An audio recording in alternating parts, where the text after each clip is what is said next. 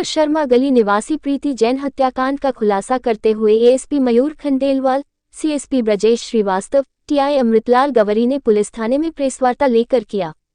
ASP Khandelwal के अनुसार 24 मार्च को यशवर्धन सिंह पिता पवन सिंह सोलंकी अपने घर पर प्रतिदिन की तरह एक्सरसाइज कर रहा था। इसी दौरान ईयरबड प्रीति जैन की छत पर गिर गए थे। यशवर्धन ईयरबड लेने के लिए छत पर गया था। यशवर्धन लौट ही रहा था कि प्रीति जैन का छत पर आना हो गया। उन्होंने यशवर्धन को चांटा मार दिया, जिससे आक्रोशित होकर उसने विलसी उठाकर प्रीति जैन के सिर पर मार दी और मौके से भाग गया। परिजनों ने उपचार के लिए अस्पताल में भर्ती कराया, जहां उपचार के दौरान 30 मार्च को मृत्यु हो गई। अंतिम संस्कार के बाद परिजन पुलिस थाने पहुंचे थे।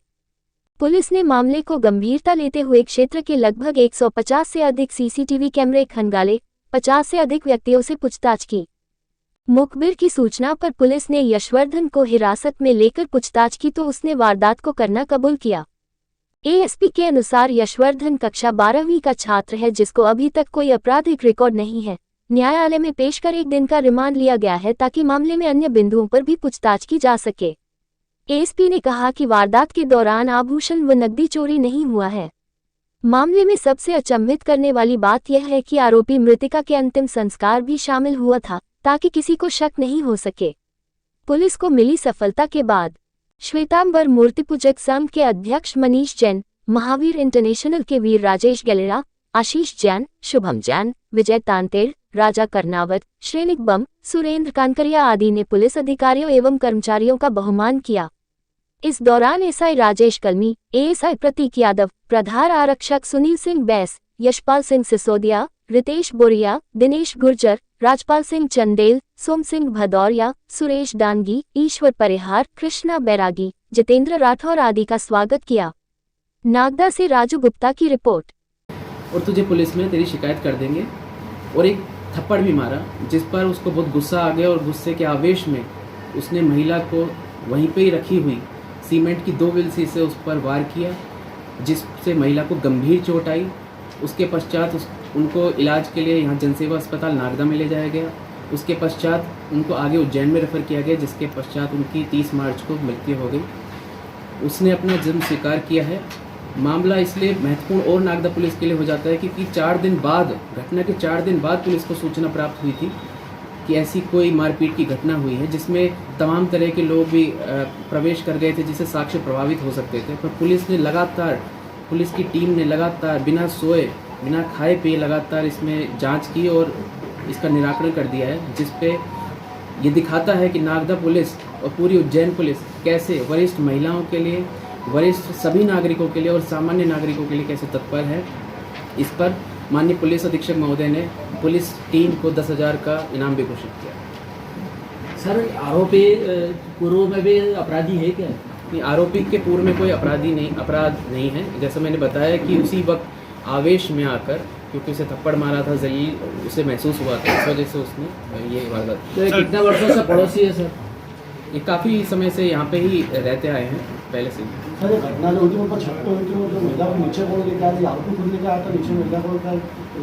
नहीं, ये अभी पूरा कथन ले लिए गए हैं और अभी यही है कि संभवतः क्योंकि महिला होश में थी, मारपीट के बाद भी होश में थी, बाद में क्योंकि चोटें गंभीर थी तो उनकी मृत्यु हुई, लेकिन उस टाइम पे भी होश में थी तो संभवतः स्वयं ही आई हैं। इसमें आरोपी मार के ऊपर ही चला गया। घटना जो हुई है वो कमरे में हुई है, जो बाहर एक बरामदा बना हुआ है। उसके बाद जब महिला कमरे में गई तो पीछे से उस पर वार किया, फिर एक आगे से वार किया। तो आप जैसे बता रहे हैं कि महिला होश में थी मारपीट के बाद में, तो फिर पुलिस को 11 दिन कैसे लगता है आरोपी की तलाश? होश में थी, महिला अर्ध होश अवस्था में थी। महिला हल्का फुल्का कुछ बोल पा रही थी, पर इस स्थिति में नहीं थी कि वो कुछ बयान दे पाए, इस वजह से वो ऐसा हुआ। सर, घटना को अंजाम देने के बाद अब तक ये युवक कहाँ गया और कहाँ रहा? सर, ये युवक यहीं पे ही था, कहीं गया नहीं था, पर क्योंकि ये बस नज़र रखे हुआ था कि कहीं इस पर कोई शक ना आ जाए, क्योंकि घर का डायरेक्ट एक्सेस इस युवक से ही था।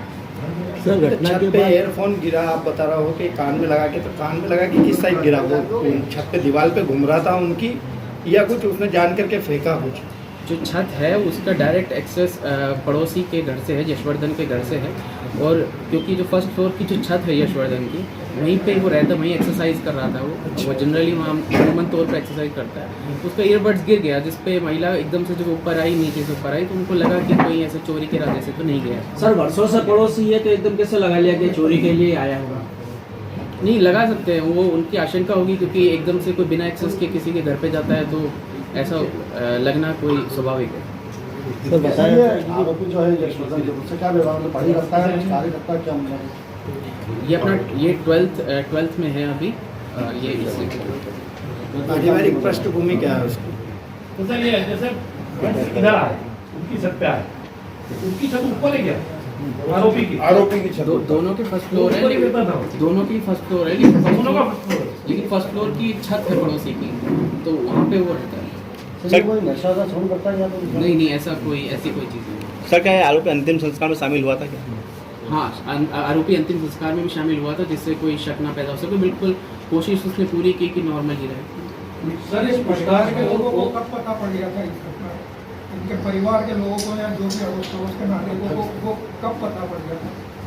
नहीं, जैसे मैंने कहा कि वो हमको पुलिस को तो आरोपी के परिवार को पता था इस चीज का क्या? आरोपी नहीं जो मृतक आरोपी कल ही हमको इसका देखा हुआ था कि इसी उपलय में यह शंका थी कि घर में गिर कोई काम करते गिर हुए, लेकिन घटना ये सब मारपीट हुई है, कब पता चला मतलब परिजनों को? परिजनों को ये 28 मार्च को पता लगा। 24 मार्च को जैसे मैंने बताया घटना हुई थी, और 28 मार्च को जब वापस घर को देखा गया तो फिर ऐसा लगा कि ये कोई मारपीट हुई है, क्योंकि सेकंड फ्लोर पे भी, फर्स्ट फ्लोर पे भी खून था और ग्राउंड फ्लोर पे भी था, और बिल्सी के टुकड़े भी मिले थे। तो जिस पर उनको लगा कि फिर ये मारपीट ही है, एक्सीडेंटल नहीं है। जिस पर हाँ चौथे में 28 मार्च को पुलिस को सूचना पाया। सर आरोपी ने इसके परिजनों से कुछ इस संबंध में चर्चा की थी क्या कि हाँ मैं किसके परिजनों से? मतलब ये जो महिला का पैसा, महिला के बेटे वाला कुछ महिला के बेटे अच्छा मदर फादर है किसी परिवार को इसके बारे में पता क्या? नहीं मुझसे ऐसा हो गया? नहीं ऐसा किसी को इस बारे में पता नहीं था। पुलिस द्वारा ही मुखबिर की सूचना पर उससे पूरी अच्छे से गहन पूछताछ की गई, तब पुलिस। आरोपी के घर में और कोई रहता है कि केवल आरोपी रहता है? आरोपी रहता है और उसकी माँ है और एक छोटा भाई। सर एक चीज समझ में नहीं आई, पहली मंजिल पे मारपीट हुई, 3 घाव थे, खूब सारा खून निकला, तो महिला नीचे आई, बीच में जो बीच में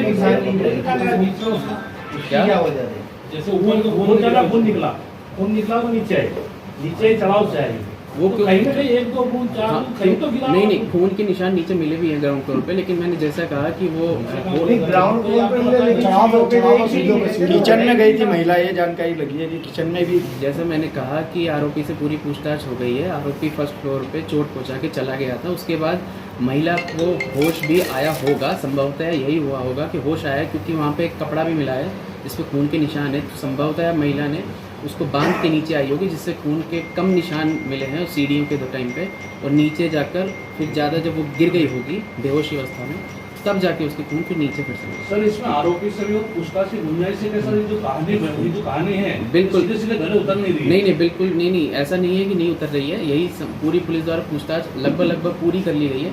फिर भी कोई आशंका ना रह जाए, इसलिए पुलिस ने 1 दिन के PR की डिमांड की है, और इस पे आगे भी पूछताछ की जाएगी। जानकारी ऐसी है कि महिला पैसों का धंधा भी करती थी, ब्याज का, तो कोई पैसे से रिलेटेड तो कोई मामला नहीं है? नहीं, पुलिस ने अभी तक सारी चीज़ें देख ली हैं जो भी आप बता रहे हैं, पर अभी तक ऐसा कुछ भी नहीं है। यही मामला है, वो आक्रोश में आके उसी टाइम पे जो आवेश आता है उसकी वजह से। तो एक चोरी की भी घटना का जब बात की गई थी कि चोरी की गई घटना नंदन की, तो सही? नहीं ऐसी कोई चोरी नहीं। सर कुछ आभूषण गायब थे? नहीं कुछ चोरी नहीं हुआ है। पकड़ा कैसे सर इसको? जैसे मैंने बताया, मुखबिर से सूचना प्राप्त हुई। मुखबिर की सूचना पे पर कुछ तो क्लू दिया होगा ना मुखबिर ने भी सर आपको? क्या ये गायब नहीं हुआ है, और आगे भी इसको हम सर इसके अंदर तो फॉरेंसिक सबूत आए होते हैं क्या? उसके फिंगरप्रिंट वो हमने रिपोर्ट बिल्कुल हमने फिंगरप्रिंट कलेक्ट किए हैं जगह से घटनास्थल से, और उसको जांच के लिए भी भेज दिया गया है, और जल्दी आगे उसकी जांच की रिपोर्ट आएगी।